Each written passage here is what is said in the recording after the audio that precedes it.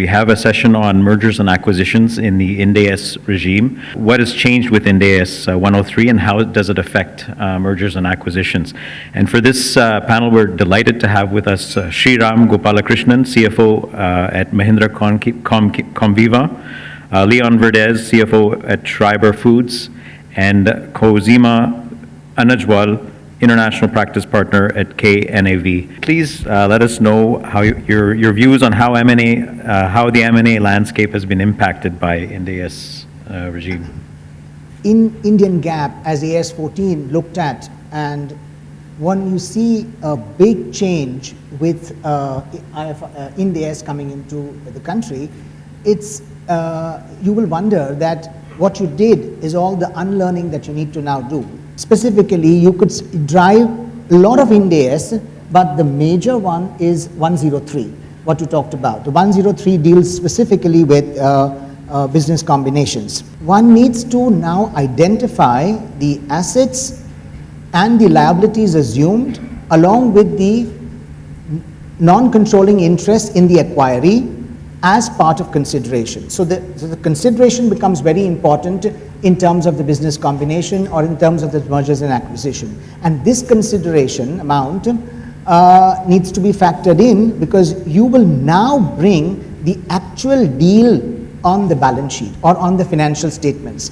Earlier, everything went and sat into the goodwill, but now what you will see is that the deal as it appears is now on the financial statements. For example, you have your intangible assets now reflected on the balance sheet.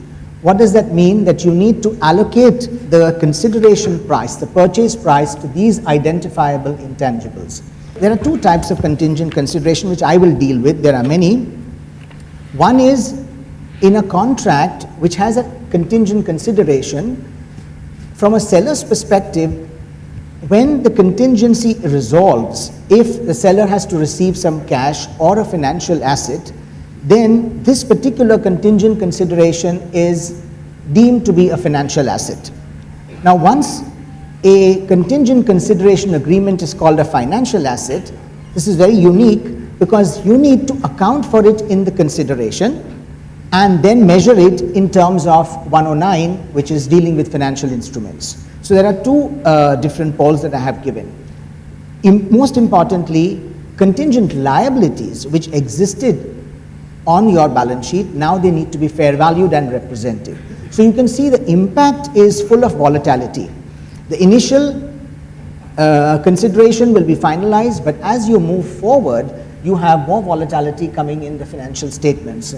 And the analysis from the M&A perspective is, will you look at it from a standalone financial statement basis, or you will look at it from consolidated aspect? Will you consider the notional impact on profitability, which will also be considered in certain areas of Ind-AS? So it has opened up a huge amount of discussion specifically to see that as you have more and more mergers and acquisitions coming in and more of evaluation to be done, a lot of upfront knowledge as a fact as to how will you recognize the assets, assume the liabilities and the non-controlling interests as well as contingent consideration, and then measure it, because from an accounting perspective what you need to do is financial reporting, and this is the core of financial reporting, I would say that. Okay. Sriram, would you like to add some things that have had a significant impact on M&A?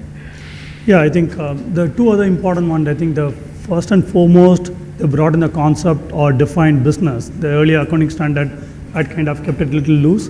It is nice that they kind of brought almost most of the type of transactions, except some exceptions like a JV and other things, comes under one particular standard. That way, I like this standard from a concept standpoint.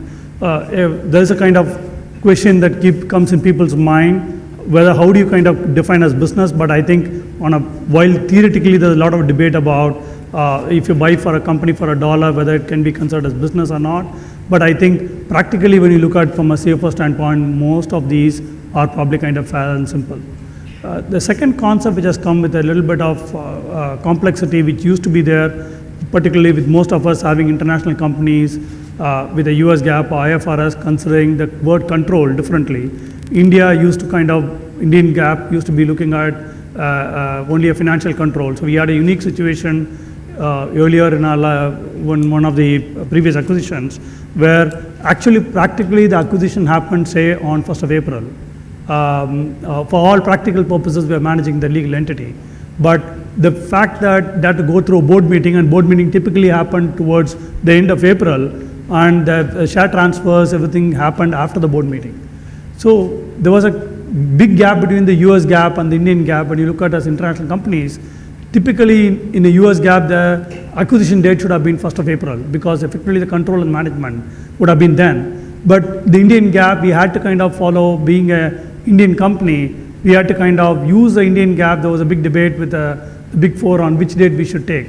At least this anomaly, when you kind of being more and more international, is taken away with the standard. So some of you kind of will be wondering from a debate standpoint, but I think it settled a lot of pain for people who are working international. The issue would be, how do you kind of then define the control date when the transaction payment does not happen? It may be a simpler one to kind of create a term sheet or an understanding document when you have a different date between the transaction date and this. If you're able to kind of do that and show evidences, that will kind of remove the ambiguity. But I think that is a major change.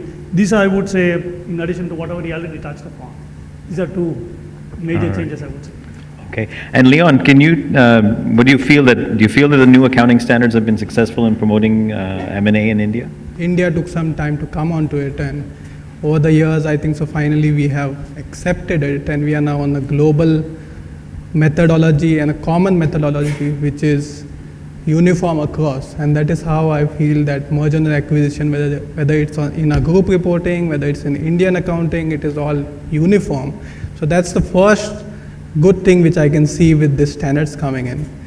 Second, this is more and more substance over form, and as you deal and negotiate on your M&A deals is exactly what you start seeing in your accounting, because previously most of your accounting was driven by form, and when a court scheme or some scheme would have come and implicated something on your accounts, it would not really show the real impact on the balance sheet, whereas the actual value would have been very different.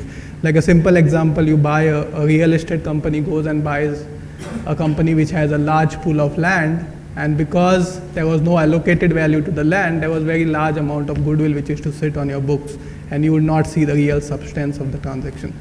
One more very critical example which we see is that many times you have reverse acquisitions which happen, wherein you have many companies which take over a loss-making company. So a large company takes over a loss-making company just to see for a tax benefit. But in effect, it is actually the profit-making company who has taken control. But because it is a reverse acquisition, in Indian GAAP earlier, based on the form, used to account as that there is an acquisition by the smaller company, which is a loss-making company. But when it comes to IFRS, now we are seeing more and more that the substance comes in, and really the de facto company who has taken control is able to really look at it. So in summary, there are many differences, but it's a real good move which we have moved to, because the real substance and the value of a merger or an acquisition is finally seen on your P&L or balance sheet. The other important thing which we have to start looking at is, because the way the allocated values are changing, you have more values on customer rights, you have more values on brands. Your P&L estimates, which were earlier just through goodwill and amortization, now will start changing. So you need to start projecting your P&L well. You need to also look at it, if it is a standalone balance sheet, whether the amortization of your brand or your amortization of your customer right will in effect affect your MAT liabilities, because it also has some amount of impact on your taxation when it looks at the book profit. So by and large, I would say it's a good move. Companies have moved to it, and it's finally in line with the global standards. All right, thank you. I'll Then. just Go ahead. add on to this reverse acquisition. Now what happens is, you need a twist in life. So obviously all the financial reporting guys, the CFOs, when it comes to reverse acquisition, he pointed it pointedly. You see, in that case, if you talk in terms of the accounting language, the legal acquirer is normally the one who issues the equities, right? So in case of a reverse acquisition, the legal acquirer becomes the accounting acquiree, and the legal acquiree becomes the accounting acquirer. So this twist that comes into is very interesting, and normally you would see that happening. So take an example, a private company, which is a private operating company, wants to go be a public entity, but it does not want to register its equity shares. So it will get a public entity to acquire its equity interest for the shares or the equity interest of the public entity. In this fashion, you see that it has controlled. So a reverse acquisition has happened.